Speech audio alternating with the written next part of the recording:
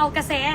ค่อยไปนะมีประโยชน์แห่งใดตัวนี้นะเครื่องสูบน้ำตัวนี้นะเครื่องสูบน้ำยังไม่พอยังมีเครื่องแห้งสิ่งที่จำเป็นหนึ่งค่อยบ่ได้เกาะกระแสเครื่องยังบ่หมดได้นี่นะแผ่นบัตรแล้วก็เต้น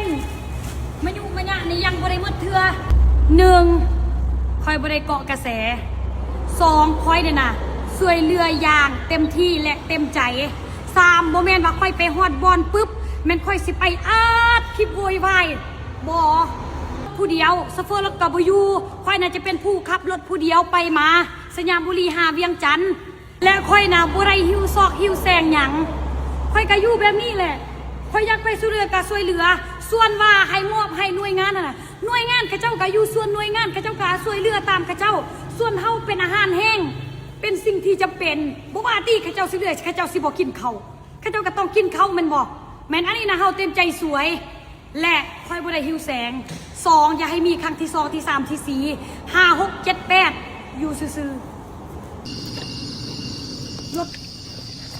แถวนั้นได้เป็นจังไดเดี๋ยวคุณไปปอนคุณอ่ะ6 โลมาสั่น4 โล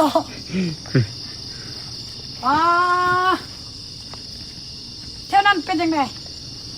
เป็นพวกไปเลยวะเป็นบวกแต่มันกับพวกเป็นอันบลึกขนาดเขาอยู่นี่จังมือเราเห็นกินทุเรียนซากขนาดจังไดเฮาก็หาทางกันนะเปล่าเนาะโยนตะแวงนี่แหละ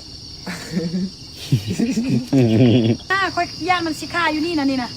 บ่เรือมันมาทางนี้ตีนมาทางนี้ผงมันติดฝุ่นดินนั่นเรามันนะนี่นะมึงแม่มันเป็นพวกเนี่ยนะรถเขาเข้านี่นี่ค่าเลยเจนปีหน้าบ่ฮอดคุณน่ะ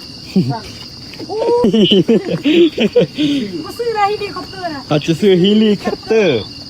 เรนเตอร์เขาเต้าขึ้นเมืองมันเขาจะขึ้นเมื่อไหร่วะนั่นแหละที่ค่อยคิดอยู่นี่นะ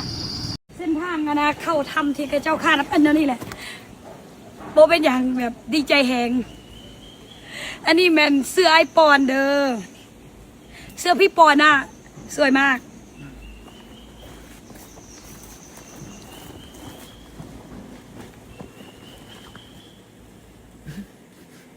งามสุดเนาะเดี๋ยวมันเลิศมันเทฮะนะมันเทแล้วมันมีความบิชรักบิชรี่บิชรักงามแหงไปตั้งแต่ค่อยใส่อะนะเสื้อไอปอนนี่ค่อยบยานเพื่อไรเลยแหมภูมิใจแฮะยังไงเขาก็ได้เสื้อไอปอนมาบอกว่าภารกิจสุดท้ายนี่นะฮอดท่าบักแต่ไอวินโทรหาฮัลโหลสบายดีน้องอนาอยากอนาฝากน้องไปมอบอนาแทนไอแน่เพราะว่าไอบ่ทันไอมีเวียกไออยากส่งกำลังใจให้ข้าเจ้าน่ะค่อยแบบจักแมนสิตื่นเต้นและจักแมนสิดีใจและจักแมนสิเมื่อยค่อยซ้ำอนาสิมาฮอดวังเวียงแล้วไอวินหากระโทรหาค่อยสิฮอดวังเวียงแล้วนี่นะไอวินหากระโทรหาค่อยสิได้กลับไปเมืองรองแจ้งไว้นี่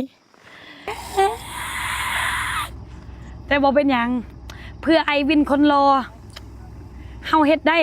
ทุกคนว่าจังใดใช่เจนอมกลับไปบ่นี่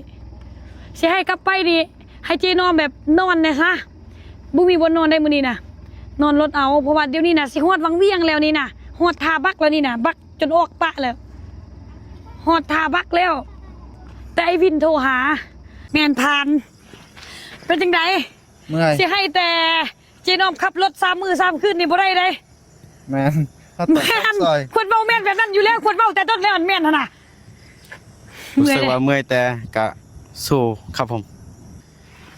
อาณาภารกิจครั้งนี้เป็นจังไดไอวินมอมให้นะจะได้กลับไปอีกครั้งหูซึกแนวใดรู้สึกตื่นเต้นแฮงนะเป็นยังตอนนี้ข่อยอยากนอนแฮงนะมื้ออื่นมีแบบอุปสรรคหลายแนวที่ต้องจัดพอแล้วอ้าวเฮามาอาณา4 ชีวิต 4.5เนาะลืมข่อยมึงแม่5 ชีวิตไปครั้งนี้พร้อมสู้บ่สู้อ้าวทางนี้สู้เพื่อพี่ปอนอ่ะ อ้าย